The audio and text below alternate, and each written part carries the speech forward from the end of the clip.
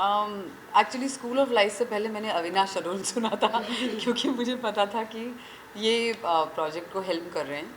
तो मैं बहुत सालों से चाहती थी कि मैं इनके साथ काम करूं, और उसके बाद स्कूल ऑफ लाइफ का पता चला, जो सब्जेक्ट है और जो इतनी खूबसूरती से ईशानी ने लिखा है। So it was just no brainer जिसे कहते हैं, एक एज एन एक्टर आपको बहुत कम सब्जेक्ट सामने ऐसे आते हैं जो आप जानते हैं कि आप वो करेंगे। आपको डर लग रहा है, आप एक्साइटेड हैं, all kinds of emotions go through your mind, but I am very very happy to be a part of school of life. She is right. नाम कहानी का क्या होगा वो तो बदलते बदलते बदलता रहता है। डायरेक्टर्स का नाम अक्सर नहीं बदलता है, जो अच्छी बात है। और उन्होंने कमाया है अपने नाम के लिए एक गुडविल ना। उनके साथ पहले काम किया था, वो काम करने से पहले किला देखी थी। किला देख के लगा ओहो अच्छा रहेगा काम करें, तो किया। तो छोटा 20 मिनट की कहानी थी। तीसरे दिन कहा अविनाश ये तो और ज़्यादा काम करना है आगे। फिर ये जब प्रोजेक्ट बना रहे थे तो बातचीत हुई, करना चाह रही थी, कर लिया। फिर कहानी भी वो और बेहतर शब्दों में बताएंगे कि बहुत ज़रूरी है कहानी। तो कहानी सुंदर है, वो अच्छा काम करते हैं। फिर जैसे जैसे और कौन है नाम जितने सुनती गई, मुझे लगा ये बहुत ही अच्छी कंपनी में मैं होने वाली हूँ। ज़रूर ये जाके अपना बेस्ट में करके आती हूँ। Same Avinash Arun followed by script अच्छा था, कैरेक्टर अच्छा था, लोग अच्छे थे। देखिए एक्टर या तो पैसे के लिए काम करता है या लोगों के लिए काम करता है। मतलब लोग इन द सेंस कि लोग जो अच्छा काम करते हैं उनके साथ। तो यहाँ हम अच्छे लोगों की वजह से आए, पैसों की वजह से नहीं। नहीं, मुझे तो मतलब इस दुनिया के ऊपर, बोर्डिंग की दुनिया के ऊपर एक्चुअली बहरहाल मैंने जब पहले कुछ इंसिडेंट्स पढ़े थे न्यूज़पेपर्स में, और ये किसी एक कहानी पे या फिर एक इवेंट पे बेस्ड ऐसा नहीं है। देयर लाइक इट्स लाइक बहुत सारे इंसिडेंट्स को जब जब मैंने पढ़ा और एनालाइज किया, सोचा, उसके बाद लगा कि एक इस तरह की एक कुछ कहानी हो सकती है जो सिनेमैटिकली भी इंटरेस्टिंग हो, जिसको दर्शाना एट द सेम टाइम जो ऑडियंस जिसको देखे और कुछ एक नया एक डायलॉग देखने के बाद एक शायद शुरू हो, और कई अगर उनको अगर कुछ एक जो ऐसे सवाल जो अक्सर हम अपने आप से नहीं पूछते हैं या फिर दूसरों को नहीं पूछते हैं, जो दबा दिए जाते हैं, या फिर जिसको बहुत, क्योंकि ऐसा सच, क्योंकि ऑब्वियसली ये टाइटल जो है वो स्कूल ऑफ लाइज के बारे में बोल रहा है, लेकिन ऐसे बहुत सारे सच है जो जिसके बारे में हम लोग बात नहीं करना चाहते सोसाइटी में। तो उन सारे ट्रूथ्स को किस तरह से दर्शाया जाए, ये इसके पीछे की भावना थी। और ऐसा कुछ करने को मिलना, इस तरह की कहानी बोलने को मिलना, मुझे लगता है कि ये अपने आप में बहुत ज़्यादा मैं अपने आप को लकी समझता हूँ कि डिज्नी प्लस हॉटस्टार और BBC इंडिया ने हम सब पे ट्रस्ट किया, and I'm really excited now that it's coming out. Yeah.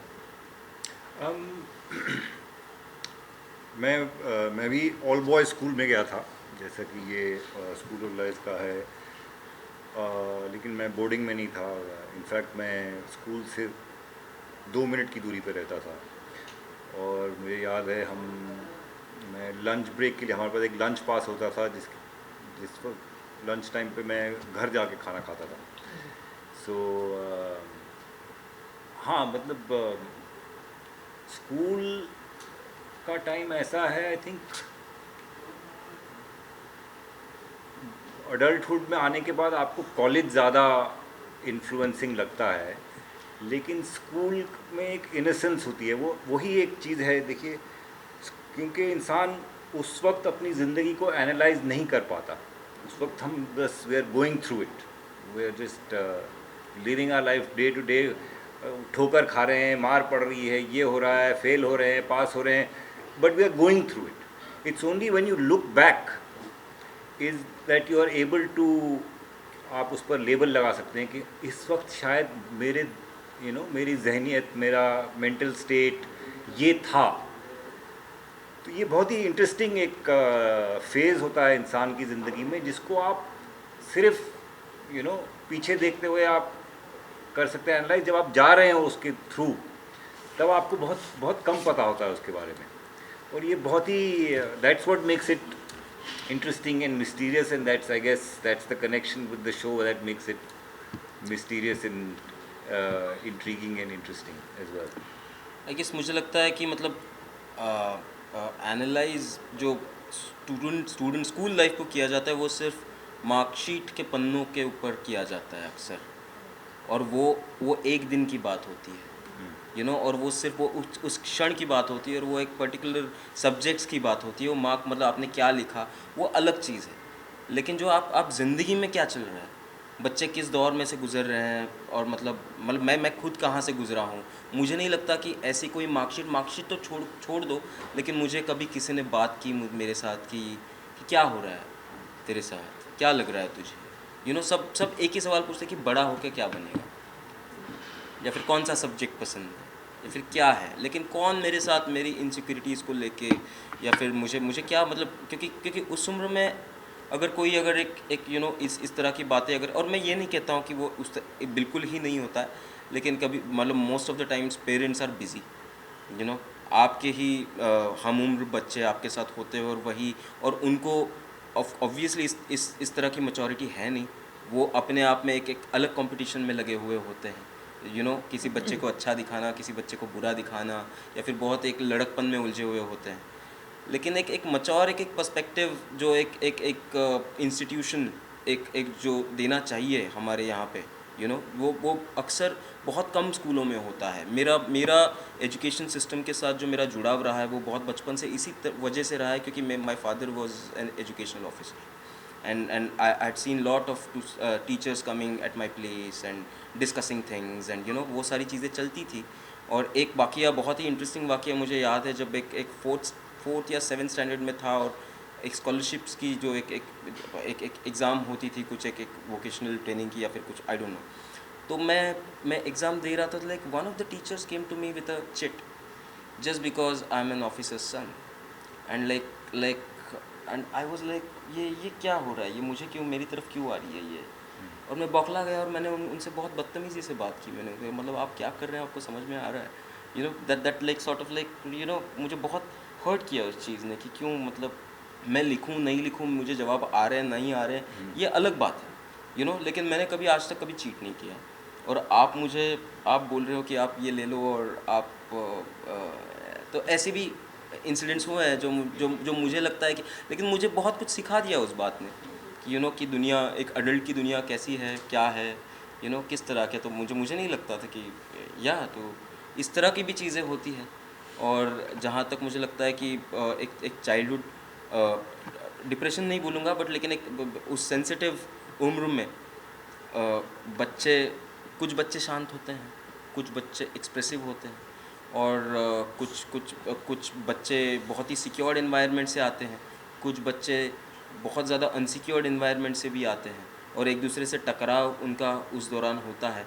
और जब बच्चे यहाँ पे, मतलब एक बोर्डिंग स्कूल को चुनना इस वजह से था, क्योंकि यहाँ हर किसी को एक वहाँ पे ना एक समान एक स्तर मिलता है वहाँ पे। लेकिन और कितने बच्चे जो है अपनी मर्ज़ी से आते बोर्डिंग में। मुझे नहीं लगता कि बहुत ज़्यादा बच्चे अपनी बोर्डिंग से कोई, मतलब एक 7 साल का, मतलब एक 6वीं 7वीं कक्षा में पढ़ने वाले कितने बच्चे होंगे जो अपने आप चाहेंगे कि हाँ मुझे बोर्डिंग जाना है, मुझे मेरे माँ बाप से दूर जाना है। मैं ये नहीं कहता हूँ कि बोर्डिंग अच्छी चीज़ है, बुरी चीज़ है, we are not commenting on that. what we are like just trying to like convey here is that like it's very important to look at this matter sensitively, और एक अलग तरह का डायलॉग करना अपने बच्चों के साथ, टीचर्स के साथ, इंस्टीट्यूशंस के साथ, और this is what this show is about. जी, मैं एक्चुअली आर्मी बैकग्राउंड से हूँ, तो मैं कुछ 6-7 स्कूल्स गई हूँ। तो मेरे साथ मेरा बचपन, मुझे पता ही नहीं था कि एक स्कूल में पूरा समय गुजारा जा सकता है। मेरे लिए वो रियलिटी थी कि हर 2-3 साल बाद हम अपना बोरिया बिस्तरा बांध के और कॉन्वॉयज़ में जाते थे, ये कैंटोनमेंट से वो कैंटोनमेंट, और वो ट्रेन ली और फिर वहाँ चले गए। तो मेरा चाइल्डहुड जो है वो ऐसा निकला कि हर 2-2.5 साल में मुझे अपने आप को एक हर स्कूल में रीइंट्रोड्यूस करना पड़ता था, नए दोस्त, मैं निम्रत हूँ, अच्छा मैं आपको पसंद करती हूँ, आप मेरे दोस्त बनेंगे क्या? और उस दौरान आई थिंक मैं आज ये ज़रूर कह सकती हूँ कि मैं एक्टर इसीलिए हूँ क्योंकि एक जो कॉमन कड़ी थी उस पूरे समय में वो ये थी कि मैं हमेशा स्टेज पे कुछ ना कुछ ज़रूर करती रहती थी, बिकॉज मुझे समझ में आ गया था कि वो एक ऐसा तरीका है जहाँ पे आपको लोग मिल जाते हैं, यू नो आप लोगों से बातचीत कर सकते हैं, लोग आपको आपका नाम पता चल जाएगा लोगों को। सो मैं हमेशा कल्चरली ज़रूर कुछ ना कुछ करती रहती थी स्कूल में, कोई कुछ तो ड्रामा, डिबेट, कुछ ना कुछ, जब जो मुझे स्टेज पे ले आए किसी ना किसी तरह। तो मेरी स्कूल की सबसे अच्छी मेमोरीज़ वो हैं। एक वो कॉमन थ्रेड हमेशा रहा है। कुछ स्कूल्स अच्छे थे, कुछ स्कूल्स इतने अच्छे नहीं थे, लेकिन एक अच्छे स्कूल का डेफिनेशन यही है, और मैं अपने हमारे शो के साथ उस बात को ज़रूर रिलेट करूँगी कि एनवायरनमेंट जो है वो बच्चों के लिए नर्चरिंग होना चाहिए, और बच्चों में एक कम उम्र में कोई डर ना पैदा हो, वो सिक्योर और कॉन्फिडेंट अडल्ट्स बन पाएँ, at least in the best capacity. जो भी स्कूल्स इंस्टीट्यूशंस होते हैं वो उनको एक प्लेटफॉर्म दें जहाँ पर उनको किसी भी तरह का डर ना हो। आई थिंक वो बहुत इम्पॉर्टेंट है, और एक अच्छा स्कूल मेरे हिसाब से वही होता है जहाँ पे बच्चे इनकरेज रहते हैं हर एक अपना एस्पेक्ट एक्सप्लोर करने के लिए, भले वो एक्स्ट्रा करिकुलर एक्टिविटीज़ हों, स्पोर्ट्स हों, it's not an apples to apples competition, every child is inspired from who they are. So that for me is a good school, and I've been very fortunate to be in some of them. मेरी memories तो काफ़ी सारी आ रही हैं, but एक जो मुझे लगता है अभी मीठी लग रही है वो मेरी इंग्लिश की टीचर थी, सोनी रुद्रा मैम।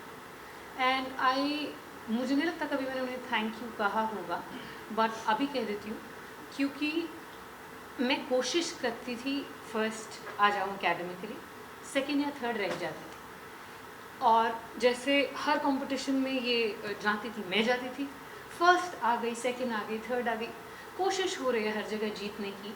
एंड जब मुझे लगा कि मैं पढ़ाई में पीछे छूट रही हूँ, उस डर से मैंने एक्स्ट्रा करिकुलर एक्स्ट्रा कहते थे क्योंकि वो इम्पोर्टेंट मानी नहीं जाती थी वहाँ पे, तो वो इम्पोर्टेंट नहीं, उसको छोड़ दूँ ताकि मैं फ़र्स्ट आ जाऊँ एकेडमिक्स में। मैं वो गलती करने वाली थी, बट सोनी मैम ने मुझे कहा कि तुम जानती हो जो दूसरी बच्ची है फर्स्ट आती है, तुम सेकंड थर्ड आती हो, but I love you more. I said why? She said because you excel in different things, so to become perfect in one, don't leave so many colors that you have. तो वो सब मत छोड़ते रहो, हर चीज़ करते रहो, कोशिश करते रहो, नहीं होगा नहीं होगा, बट डोंट बिकम अ किताबी कीड़ा, that will take you nowhere. अब ये भी समझ में आता है कि उन्हें कोई और आपको वैलिडेशन दे या ना दे, आप खुद ये देख लो आपको अच्छा क्या लग रहा है, लेकिन अपनी तरफ से जो बेस्ट था उन्होंने कहा, और उस माहौल में वो ही बात बहुत समझ से भरी हुई थी। मैं किताबों के बाहर जितनी भी चीज़ें सीखी, कर पाई, करती हूँ, that is because she told me कि किताबी कीड़ा, एकेडमिक एक्सेलेंस इतना ज़रूरी नहीं है लाइफ में जितना लगता है। And she meant a lot to मी।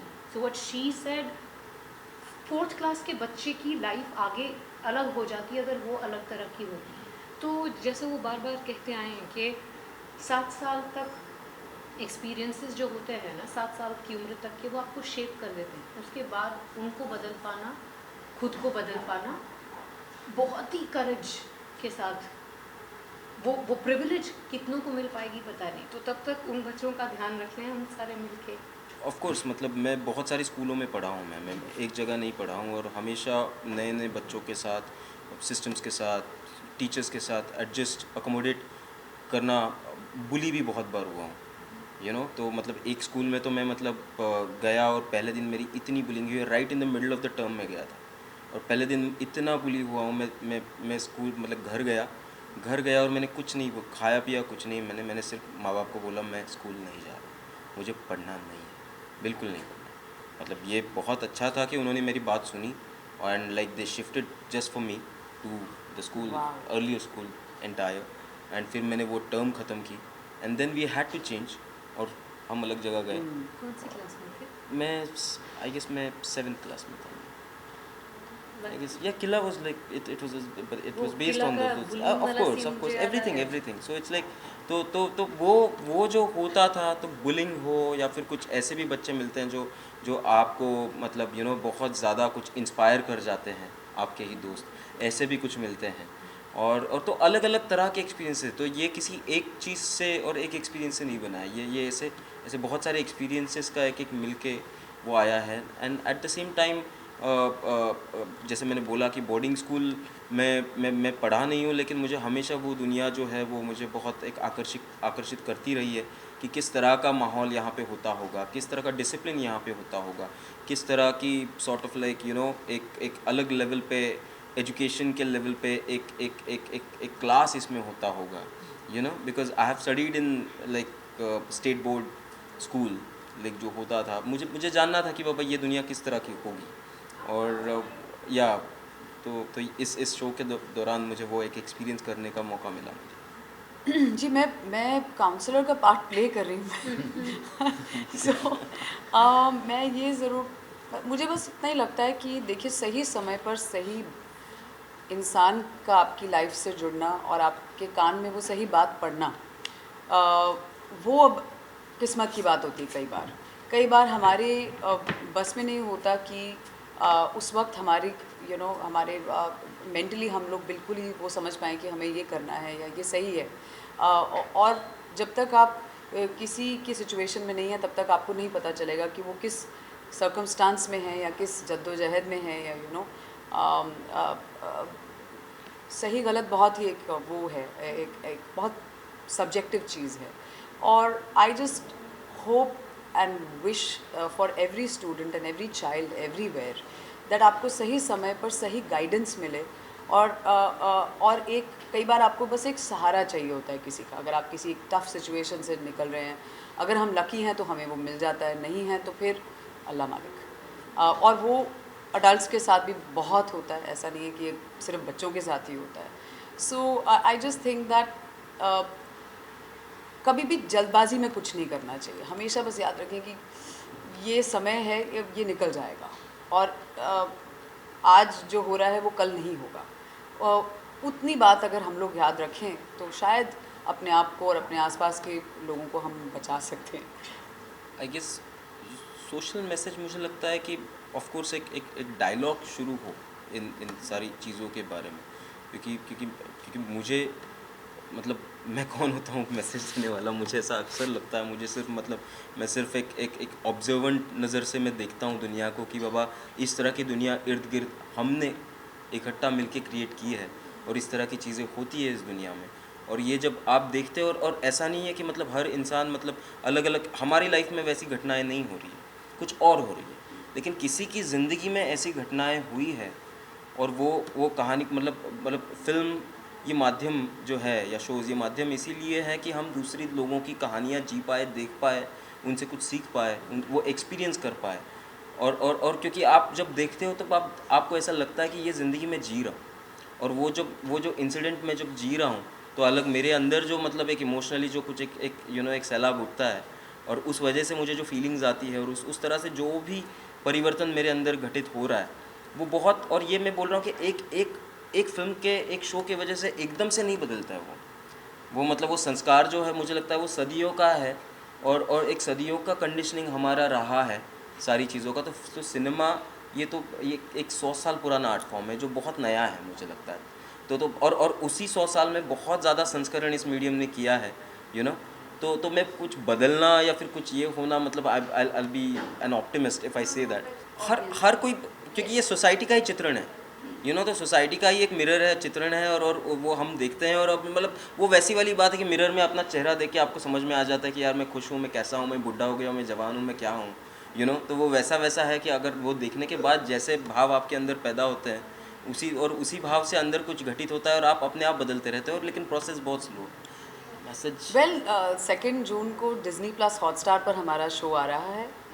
बहुत सेंसिटिवली अप्रोच्ड एक बहुत ही खूबसूरत दुनिया क्रिएट की हुई है, और उस बीच हम आप इस यहाँ पर जो हमारे आसपास हम लोग, आप you will be able to relate to it in some way or another. आपको लगेगा हाँ मैं किसी को जानती थी या किसी को जानता था जिसके साथ ऐसा कुछ हुआ, और आपको एक अंदर एक गहराई में जाने पर मजबूर करेगा ज़रूर। तो ज़रूर शो देखिए और हमें बताइए कैसा लगा। All of us are eager to know आप उसमें कहाँ मिले और आपको कैसा लगा। Please write to us somehow somewhere. मन से उजाला कर चले, मन से उजाला कर चले, एक अमर उजाला कर चले, उजाला कर चले।